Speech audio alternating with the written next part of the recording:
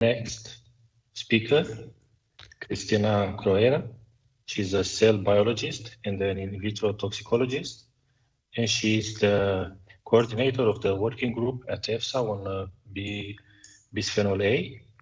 And she will be taking the floor now, showing her presentation. Cristina, please, the floor is Yes, yours. thank you, Ottavian. Thank you, everybody. And thanks for this opportunity to present an example of protocol implementation, the case of bisphenol A. But before going, can you see, first of all, the presentation now? Yes. Okay. So before going to the specific case of bisphenol A, let's speak about the protocols, few words about the protocols, because indeed the protocol are part of a bigger picture for which EFSA some years ago developed a project named Prometheus, which stands for Promoting Methods for Evidence Use in Scientific Assessments. And the aim of this project was indeed to design, to foster a principle for scientific process in a very substantiated way. So principles that are excellence in scientific assessment, responsiveness, impartiality, openness, transparencies. And this should be applied in the process that means process in how to deal with the data. So how to collect the data, how to appraise the data, how to evaluate the data and integrate the overall evidence in order to make to have something that become the objective for a final evidence-based scientific advice strong. So a protocol permits to create upfront to an evaluation principle that create more impartiality, create more objectivity in the assessment. And because all the steps, as you can see here, are clearly fixed and decided a priori. And this is also named a systematic approach. Um, Furthermore, the principle of engagement and transparencies should be guaranteed along the process. And this, for instance, in our case, were guaranteed by the organization of open plenary meetings. In our case, it's the SEP, so the panel of content material, enzyme, and processing aids, where we organize two open plenary, open to the observer, which can intervene, can follow the discussion, can pose questions to the experts. And furthermore, we organize open consultation of the protocol itself. This was done in 2017, but also of the draft opinion that was based then of the protocol implementation. And this was the beginning of this year. In addition to this, we also organized meeting with the stakeholders to present the protocol, to present the opinion, where really there is an interactive process where there are comments that are answered at the moment or comments that are answered afterwards, and also comments that are taken into account by our experts in order to discuss and to verify if a revision of the protocol itself at the time was needed. And indeed, this was the case, because now, indeed, if we go to our case, let's speak about what is bisphenol A. Bisphenol A is a very important substance evaluated by EFSA because it's under the attention of the world, because indeed it's a substance manufactured, used to manufacture polycarbonate plastics and epoxy resins, which find a great application in food, for food containers. For instance, reusable beverage bottles, tableware, plates, mugs, and storage containers. And they are also used for non-food application. It is used for non-food application like medical device, dental sealants, surface coating, printing inks, or thermal papers. The interest, of course, comes from the fact that this substance could migrate from the containers to the food, and so the human being can be exposed to it. Let's speak about a moment about the regulation of this substance. Indeed, this substance is regulated at the European Commission level, and the regulation was changed, was revised, updated in 2015, following an EFSA opinion. And the main regulation that is applied to plastics is the number 10 2011, and which speaks the limits for specific migration of the food contact material from the plastic to food. And in that occasion, the EC regulated, reduced the specific migration limit from 0.6 to 0.05 milligram per kilogram of food. In order, EC extended the ban of the use of BPA that was already applied to polycarbonate baby bottle also to sippy cups. And the limit of 0.6 was also applied to varnish and coatings, and for varnish and coated use in contact, in material in contact with young children, the limit was set to 0. So let's see how EFSA evaluated this compound. The last full re-evaluation, meaning evaluation of the exposure and evaluation of the toxicology of this compound, of the toxicity of this compound, was indeed said in 2015, even if also before EFSA already made evaluation on this compound. But in 2015 was important because the tolerable daily intake, the TDI, was reduced from 50 to 4 micrograms per kilogram body weight per day. But it was set on a temporary basis. Why? I arrived to that just after saying that also in 2016 there was an update, a specific statement by the CEF panel at the time on a specific category, as category that was immunotoxicity, because we received a mandate to evaluate specifically two studies related to immunotoxicity. And then, following this, the Commission mandated EFSA to make a full re-evaluation of the toxicity of the compound, taking into account what? Taking into account, these are the term of reference, the mandate, the new study that were not previously evaluated by EFSA, so starting from 2013, till the publication of a very important study from FDA that was a chronic study, 2-year study, that was due in 2017, but then was in reality published in October 2018. But this reevaluation, as you can see here, a second step, follow a first step of the mandate. It was exactly the establishment of a priori of a protocol detailing the criteria for the new study inclusion and for the toxicological evidence appraisal for the reevaluation, really to ensure an efficient and transparent reassessment of the compound. As this was finalized, these steps, while it's still ongoing, the reevaluation of the toxicity of this substance. And this reevaluation should seek to clarify indeed the remaining uncertainty concerning toxicological endpoints already evaluated in 2015, like the mammary gland proliferation, the reproductive metabolic neurobehavioral, the immune systems, in order to set a full tolerable daily intake. So the first mandate, as said, the first step of the mandate brought to the publication of the protocol, of the draft protocol in 2017, the so named 2017 methodology.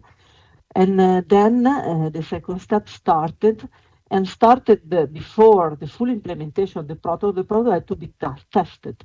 And so we tested its functionality on a sample of pairs already appraised by EFSA previously.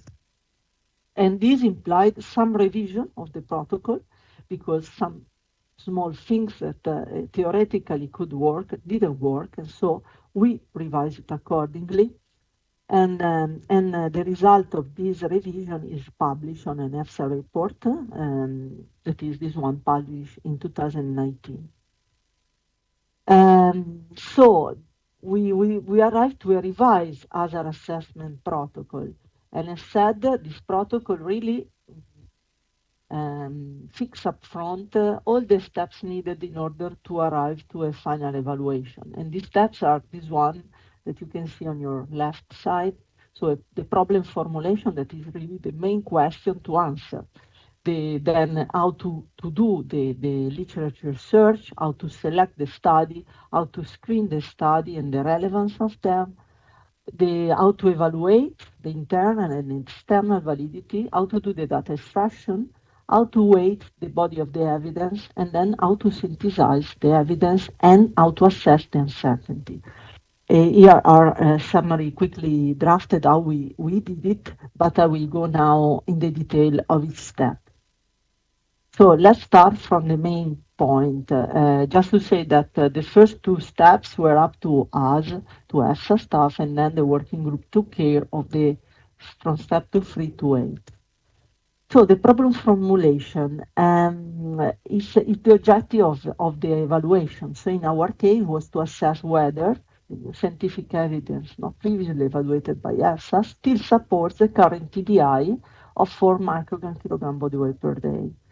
And the evaluation, in order to answer this question, should cover all the adverse effects in humans, in animals, and also human and animal toxicokinetic data according to specific routes of exposure and cutoff doses for the animal doses. The approach used, as said at the beginning, was a systematic approach mainly, meaning that, or better, it's all a systematic approach, but some evidence, the one that could provide then potentially the point of departure for setting the tolerable daily intake, is done really systematically, so really detailing each step in a very systematic way. While for some studies like the human cross-section with less weight, with, that are mainly a supportive study, so human cross-sectional study, in vitro mechanistic study, and TK study, narrative approach was followed. Mainly they were summarized narratively. So let's go to step 2, how we did the literature search and the selection of the relevant studies. As said, the literature taken into account was from what was not considered previously, even if we look, of course, at the previous outcome in order to take into account what was the starting point. And we compare the results of the current assessment with what was there before. Till a certain date, in this case was the publication date of the 2 chronic study report from FDA. An exception was done for the category of genotoxicity because we identified some possible concern differently from what expected from the previous evaluation, and we decided to cover as much as possible the period of assessment till last year, because then you have to start to evaluate the study. So unfortunately, a data gap is always produced from what you stop looking at and what you start then assessing. And and then the selection of the study was done in 2 steps. One at the level of title and abstract of the papers. So you screen for the relevance to the general scope of the assessment. So really, if the study are related to what we are we are dealing with, so bisphenol A and the toxicity effect, toxicity effects. And then to go more in deeply in the study, we look at the full text and we decided to exclude study according to general inclusion criteria, like for example, the availability of full text papers in English or primary studies, and to specific inclusion criteria that are specific to the human, animal, and in vitro evidence. So these are mainly related to the study design and to the routes of exposure and possible cutoff doses, as said previously. I can show you example of the inclusion criteria of the 3 categories just mentioned. So as said, for instance, for the human studies, were out the biomonitoring studies also, was not considered relevant, and other language studies in other languages, and as said, secondary studies, expert opinion, editorial, etc. And the same for the animal studies. Similarly, in addition, here we had, for instance, excluded study with the mixture of substances and or a study not having a negative control, for instance. And for the in vitro studies, we excluded, for this study with doses above a cutoff of 100 nanomolar, because above this cutoff, the doses are really far away from what could be in a real exposure for humans. Next step is the appraisal of the evidence identified. And firstly, we want to evaluate the internal validity. And what do we mean for internal validity? Internal validity relates to as to whether a human or an animal study mainly answers correctly the research question free from bias. And we consider two aspects for risk of bias. One is for the introduction of a systematic difference between the control and the exposed group only. For instance, the non-randomized allocation of animals to study groups, or an effect that potentially is at the same extent in the control and in the exposed study group. For instance, the reliability of the method used to test the outcome. And this was done in our protocol, making use of 2 reviewers per every paper, when the first reviewer was appraising the paper, the study, and the second reviewer was making a sort of quality check of the first appraisal, and then could revise this appraisal. And then the first reviewer had to agree again to the new revision. And the appraisal was conducted per study, so meaning one study could have many endpoints, many effects, and so it was considered as a group of endpoints, except the case when, for instance, any endpoint could trigger different scoring of one of the questions to be answered for the internal validity. I will go to the question very soon. And we made use, in order to help to be objective, transparent also in our assessment, of a software where the expert could access, see, introduce their appraisal, revise the appraisal of the, in case they would need. So everything is recorded. And so here are the are exactly the question that the experts had to answer with regard to the appraisal of internal validity for the human studies, and we refer to case control and cohort study, not cross-sectional, as said, and for the animal studies, where you can see we identify some questions with some letters because we identify them as key questions, meaning having more weight in the appraisal. And the question, as you can see, can belong to different domains, like selection domain, attrition domain, detection domain, confounding domain, or reporting. And there are key questions related more, for instance, in the human case, to the exposure characterization, or the confidence in the outcome assessment, or, for instance, related to the study design with the statistical method used.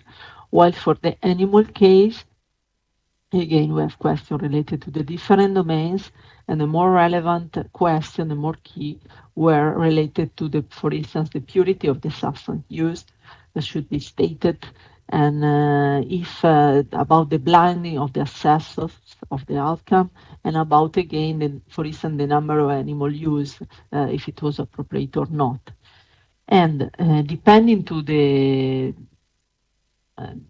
question, 4 possible options of answer were feasible, were foreseen, that were plus, plus, plus, minus, minus, minus, which correspond to definition, of course. It means definitely low risk of bias, probably low risk of bias, probably high risk of bias, or definitely high risk of bias, depending on the fact if there was a direct evidence of low risk of bias or an indirect evidence of low or high risk of bias.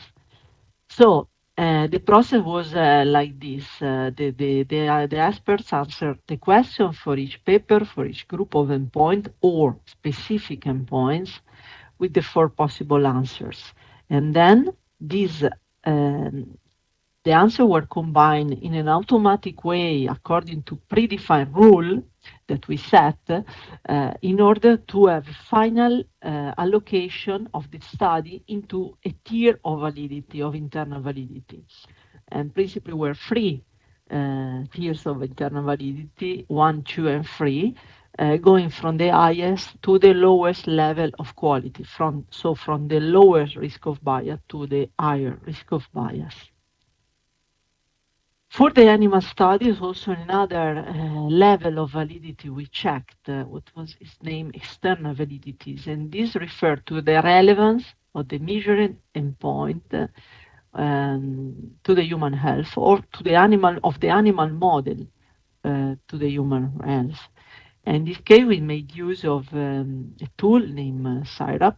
I didn't say what we used before. It was an adaptation of the NTPO approach, but we'll see also later in the next slide the reference to this. While for the standard validity, we made use of this tool more direct, where it foresees three possible answers: direct, relevant, indirectly relevant, and or not relevant at all for these two questions.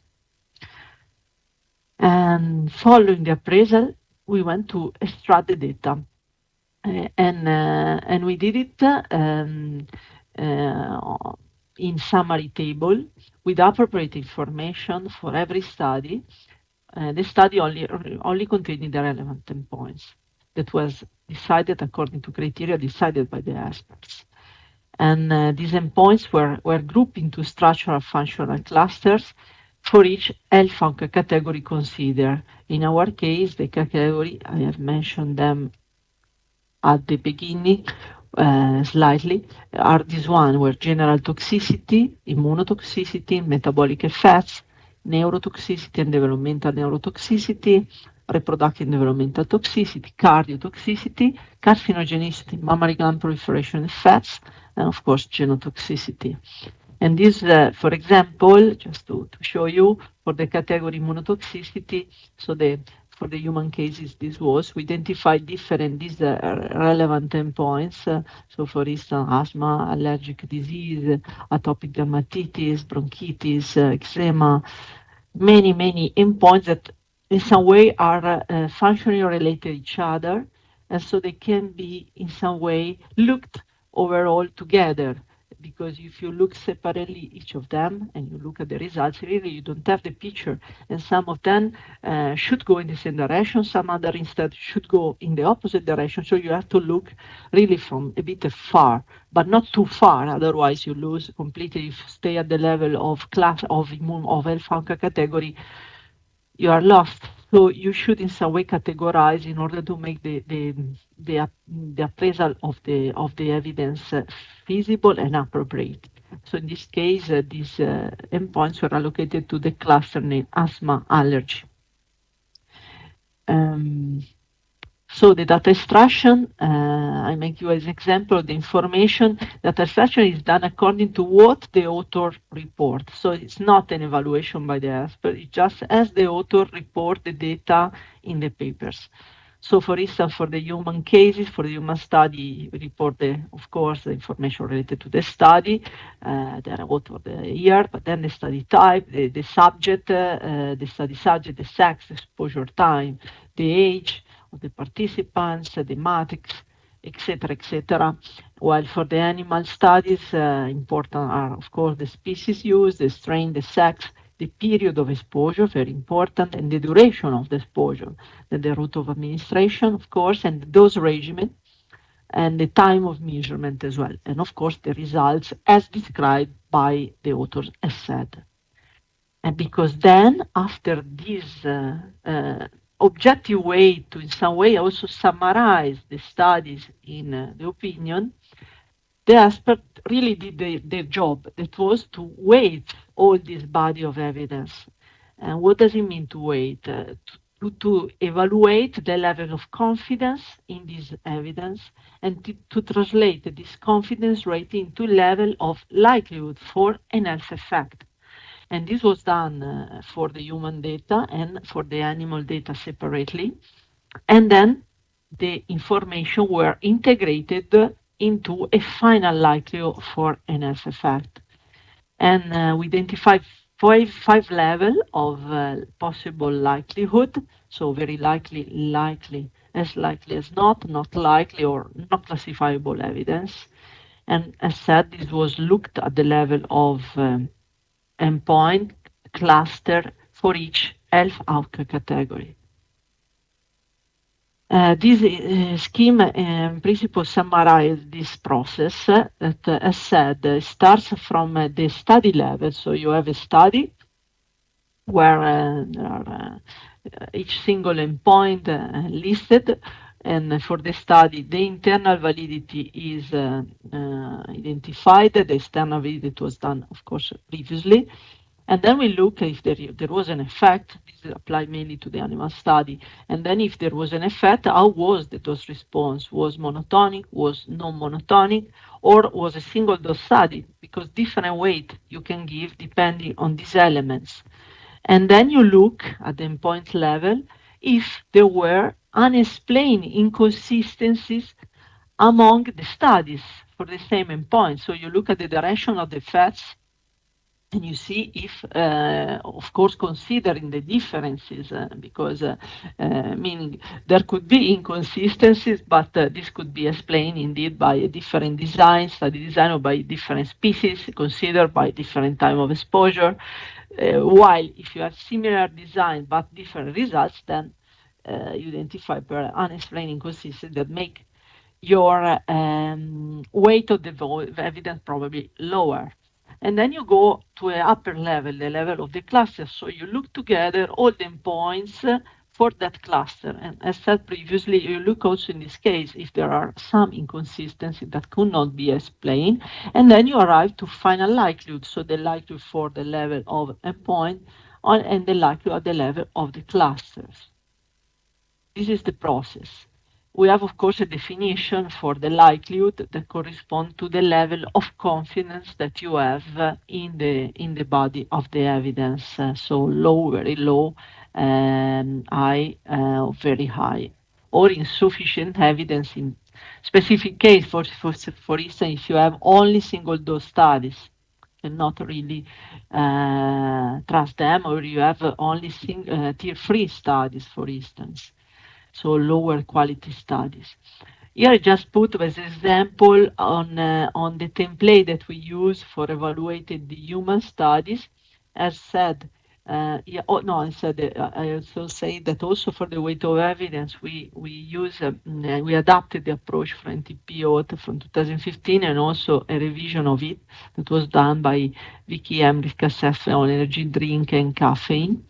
And you can see that on the left side, this is valid for each health outcome category, and for a cluster, you have the different studies, all addressing specific endpoint, or more than one. And then you look at the elements that could downgrade the confidence rating or upgrade the confidence rating. So as said, the internal validity, the present unexplained inconsistency, but also additional elements for the human study, like imprecision, or elements like the effect size, or the dose response as said, or the presence of residual confounding. And then a final likelihood rating was identified the level of endpoints previously, and then at the level of cluster overall, looking in a horizontal way, and also looking at this element that was again the consistency among the different endpoints. And similarly, this was done, but not exactly similarly, but the approach, yes, was done for the animal study, as said, where again the element of internal validity, external validity were considered, both for the animal model endpoint, and then, as shown you previously, how was the effect, if there was, and then how was the dose response, if there was. So, the final step of the weight of the evidence was, as said, the integration then of these two likelihood coming from the cluster of from the human study and the cluster from the animal studies. And we follow a scheme of integration that is here, is shown here. So Okay, sorry for the slide because in my version was correct, but it's transformed not very well. Anyway, as you can see, here are the human evidence with the different possible level of likelihood and the animal evidence. And the combination of the two evidence bring to a final likelihood. And as you can see, the final likelihood is mainly triggered by the highest level of likelihood. For instance, if for the animal evidence you have a Allen effect combined with the not likely effect from the human evidence, anyway, the final level of likelihood was considered Allen. So we use a quite conservative approach in order not to leave out any possible effect. This result was the basis to go to the final step of the evaluation that were the selection of the effects for the hazard characterization, because till this point we are still at the level of hazard identification. So indeed, depending on the answer on the likelihood, on the conclusion from the likelihood from the integration from the two set of evidence, the destiny of this evidence was different, meaning for effects that were considered very likely and likely, were brought forward possibly to the other characterization steps and also to the uncertainty analysis, while only the as likely as not effects were considered for the uncertainty analysis, while the unlikely or not classifiable effects were not further assessed. So let's concentrate on these two major steps that are really the work that brings to the final outcome of an assessment.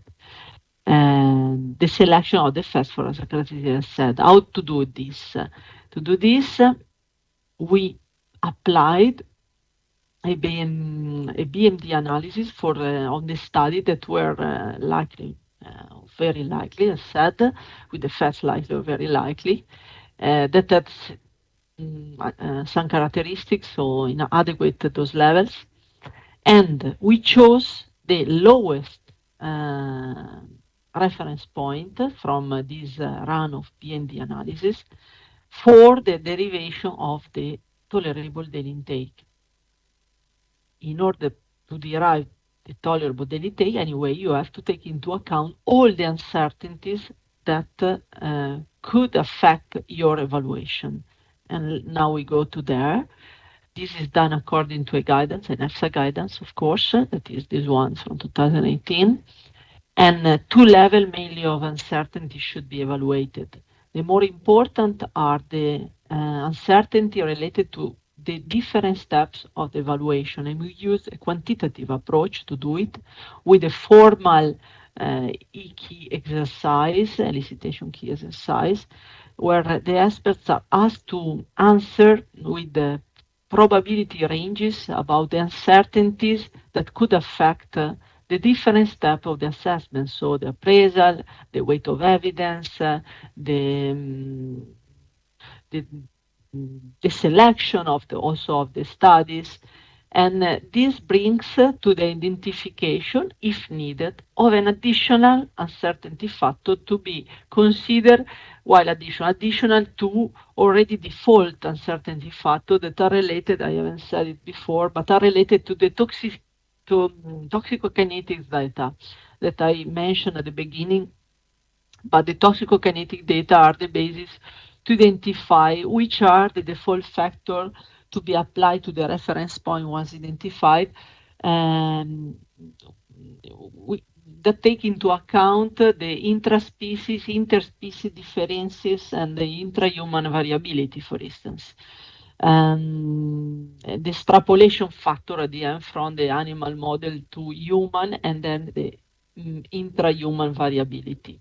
So instead, the uncertainty factor identified by the uncertainty analysis is an additional one to this one.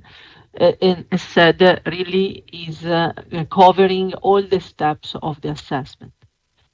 And then there is a more qualitative level of uncertainty that is looked at that these are the uncertainty related to the protocol, so possible publication bias, for instance, the choice of exclusion of the non-English studies, or the potential exclusion of null study because not mentioning BPA, for instance, in the title and the answer when we did the first test screen. So overall, this bring to the end of the evaluation. And so that is my last slide. So I thank you for your attention. And if you have any question, I'm glad to answer.